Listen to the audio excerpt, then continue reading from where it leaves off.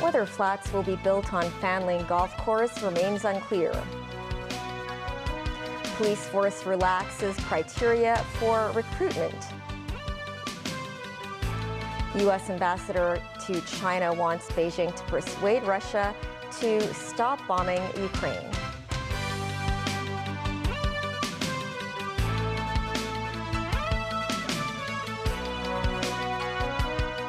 Hello and welcome to TVB News.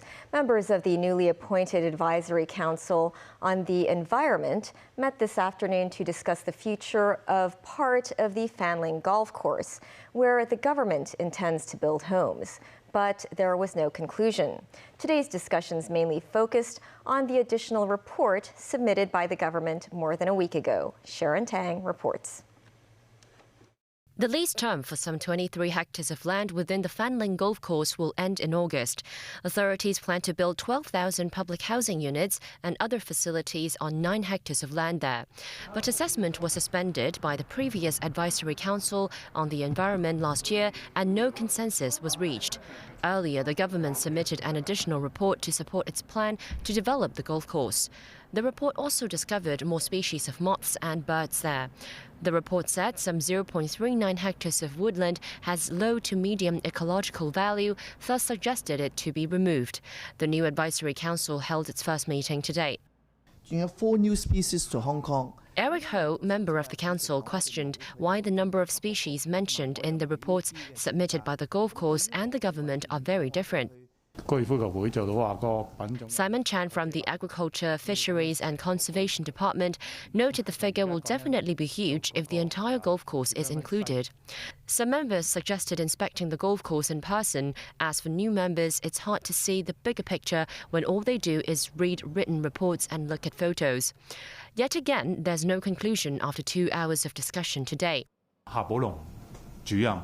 Brian Wong, member of Liberal Research Community, said the government has not adjusted its housing planning on the site at all, which creates the impression that authorities are not doing enough. Sharon Tang, TVB News. Starting on Friday, candidates wishing to join the police will no longer have to meet the previous height and weight requirements. They can also wear glasses or contact lenses during the exam. If they failed either the Chinese or English GSC exams, they can take an alternative test offered by the force. Veronica Lin reports. The police force in recent years has had difficulties in recruiting new officers. Previously, male candidates had to be at least 1.63 meters tall and weigh at least 50 kilograms, whilst females had to be at least 1.52 meters and 42 kilograms. They also had to pass an unaided eyesight test, which included identifying 10 capital letters from 3 meters away. The force said that given the current social environment, these physical requirements have limited relevance to police work. Hence, they will be scrapped to make sure the recruitment program is as competitive as that of other disciplinary forces. Maxim Kwok of the Human Resource Branch at the Hong Kong Police Force said the force is looking for well-rounded candidates, not just focusing on how tall or heavy someone is. Besides, she said, technology is so advanced that it's easy to correct vision problems. With the lifting of these requirements, she hopes more candidates will sign up for recruitment. Previously, the force also required candidates to achieve level 2 or above in 5 subjects on their DSCs. But they now can take an alternative test as a substitute if they were to fail their Chinese and English language exams. The force said the 2 exams have 60 questions each, with sections including reading comprehension. Candidates will pass the exam if they answer half of the questions or more correctly. The police will hold the 6th Recruitment Experience and Assessment Day on the 18th of next month, providing candidates with the opportunity to take the written test on the spot. Veronica Lin, TVB News. The Legislative Council passed the 3rd reading of the 2023-24 budget today. Financial Secretary Paul Chan said he is hopeful Hong Kong's economy will reach its target growth this year. The budget was supported by 82 votes with 1 abstention. The government predicted an economic growth of 3.5 to 5.5%, which will reverse 4 quarterly economic contractions. Chan said new economic figures will be released in the middle of May. Despite a deficit of more than $100 billion in the first half of the year, Paul Chan said the SAR's public finances remain stable. Former RTHK journalist Bao Choi appeared at the Court of Final Appeal today. She's appealing her case for making false statements. 5 judges listened to representations from both sides and adjourned to deliver their verdict at a later date. Choi was fined $6,000 3 years ago for deceiving the government twice to access car ownership records for an RTHK documentary on the 2019 Yuen Long mob attack. Today, the court dealt with legal points. This included what constitutes transport-related matters and if the transport commissioner can refuse journalistic requests that do not fall into transport-related matters. After the hearing, Choi said it's up to the judges to decide on how to strike a balance between privacy and freedom of the press. It's estimated some 600,000 mainland tourists came to Hong Kong during the Golden Week holiday, which ended today. Tourism leaders say the influx is a chance to diversify the city's profile as a place to visit. Timothy Lee reports. With the Golden Week holiday coming to an end, scores of mainland tourists could still be seen queuing outside restaurants in Tsim Sha Tsui, many of them hoping to get a taste of traditional Hong Kong. Kanji shops were among the most popular, with long lines seen outside this business on Canton Road. Nearby shopping malls also reported a 50% year-on-year increase of customers this week, but some shop owners noticed a change in shopping attitudes among the mainland travelers. This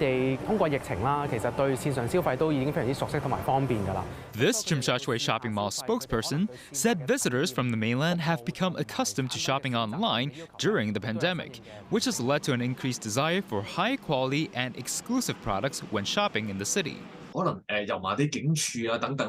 Executive Director of the Hong Kong Tourism Association, Timothy Chui, noted the growing interest among mainland tourists in Hong Kong's cultural and historical sites, such as the old Yamate police station. He urged authorities to further promote the city's culture and distribute free rail and bus tickets in order to attract more tourists.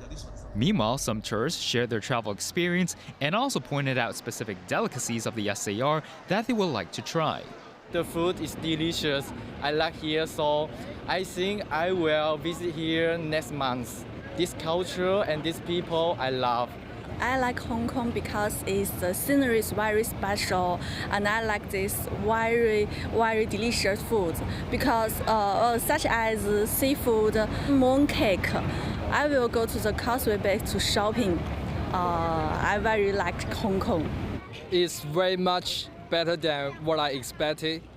The weather in Hong Kong is amazing. You see, there is no raining.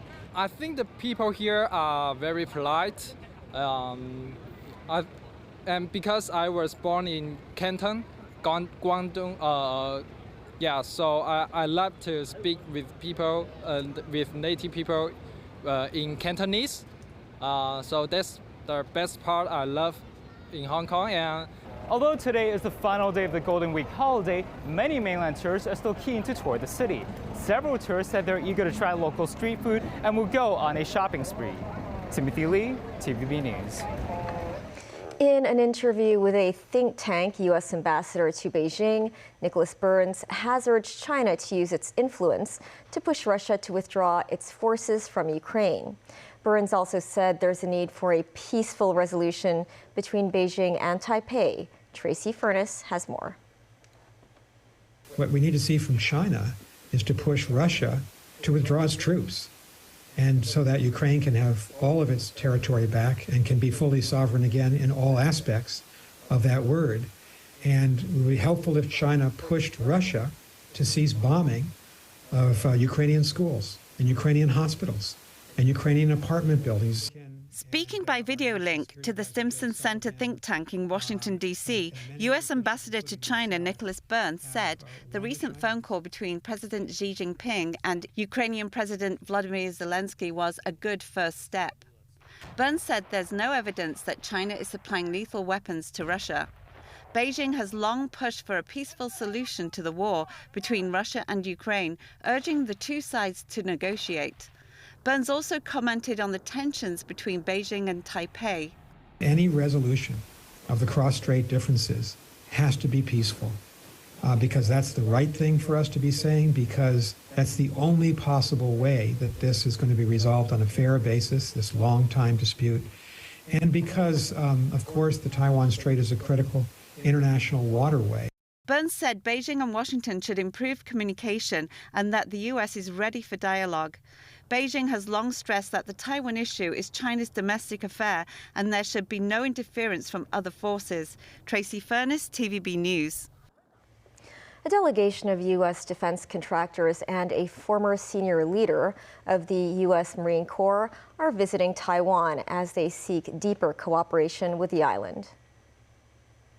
The pillars that we operate under, one is that we want to be part of the self-defense capabilities of Taiwan.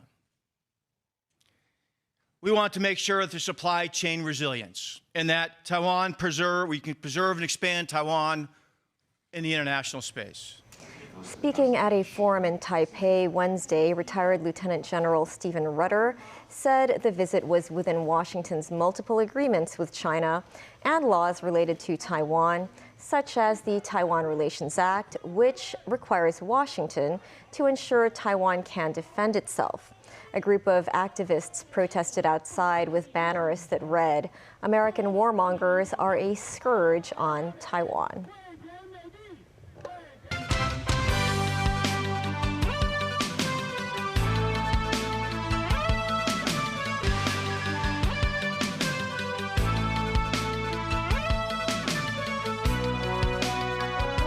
Welcome back. A new ceasefire in Sudan has been announced following mediation by neighboring South Sudan. It's due to begin tomorrow and last for a week, but it is already looking fragile. David Garrett reports. South Sudanese leader President Salva Kiir has brokered a ceasefire. Sudan's warring military factions agreed to a 7-day pause. This morning in Khartoum, there were still signs of violence. An explosion is seen on the horizon. Both generals, Army Chief Abdul al-Burhan and Rapid Support Forces leader Mohamed Dagalo, are said to have spoken to Kiir and agreed to tell their forces to stand down. We need the guns to fall silent for two reasons. First of all, because we need civilians protected. And clearly they are not. We see a lot of civilians being killed in the hundreds. Secondly, we need that safety in order for us to, for humanitarian organizations to safely get to those people in need. In Chad, some new arrivals are still staying out in the open or under trees, while others are sleeping in makeshift shelters close to the border. More than 21,000 refugees have so far been verified in South Sudan. Those arriving at the border include older people, people with disabilities, pregnant women, female heads of households with young children. The African Union's been discussing the situation in Addis Ababa. Ethiopia is one of Sudan's 7 neighbouring countries which are receiving refugees. It's calling on the world to provide as much humanitarian aid as possible. Port Sudan on the Red Sea is still the main exit point for evacuees. Sudanese Americans and others with dual nationalities were preparing to board boats. Citizens are taken to Jeddah via sea or to Cyprus. The group has a lot of numbers of people, and they did a lot of effort to help as much as they could. And finally, we are now departing from Port Sudan to Jeddah. It's estimated at least 100,000 may have been displaced so far. Russia's evacuated more than 200. It took Russia longer than some nations to evacuate because many of their citizens were nearest the fiercest fighting. One described being at the epicenter and saw complete bombardment. And others are home too. Emotional scenes in Beijing as families were reunited. This followed a 10-hour flight from Saudi Arabia, hugs and flowers to welcome loved ones back home safe. And this 3-year-old daughter let her picture do the talking. David Garrett, TVB News. The government has approved 2 pilot projects for city buses, hydrogen-powered double-deckers. They should begin operations later this year. Citybus announced the small-scale implementation of the buses and the installation of the first hydrogen station. The company performed road tests in Australia last year, and the vehicles have been sent to the mainland for further assessment. A male captain of the Star Ferry died after collapsing at work. Police received a report at around 5 in the morning that a 47-year-old captain of the Star Ferry collapsed on a ferry docked at the Tsim Sha Tsui Ferry Pier. His colleague reported the case and sought help. Paramedics took him to the Queen Elizabeth Hospital, where he was pronounced dead after resuscitation efforts. Star Ferry said it was deeply saddened by the accident and will assist the family as much as possible. A Hong Kong film arts and costume exhibition called Out of Thin Air has opened at the Hong Kong Heritage Museum. It features iconic costumes and props from various local films. Veronica Lin was at the exhibition. As you visit this exhibition, you're transported back in time alongside these iconic characters that define the heyday of Hong Kong cinema. From a green cellophane raincoat worn by Cora Miao in the 1984 Love in a Fallen City, which was adapted from Eileen Chong's novel, to a gown from this year's blockbuster film, A Guilty Conscience, and a pair of spectacular golden court robes worn by Chow Yun-fa and Gong Li in Curse of the Golden Flower. The exhibition is the first of its kind in Hong Kong. Popular in the 1950s and 60s, Qi Pao or Chinese dress was a go-to costume for stars of that era. Among the delicate hand-sewn Qi Paos on show, Maggie Cheung's in the 1991 movie Center Stage took almost 2 months to make, with the art director purchasing fabric in Shanghai, then bringing it back to Hong Kong to be tailor-made for her. Putting together this exhibition was labor of love, as it was not always easy to track down these costumes and props.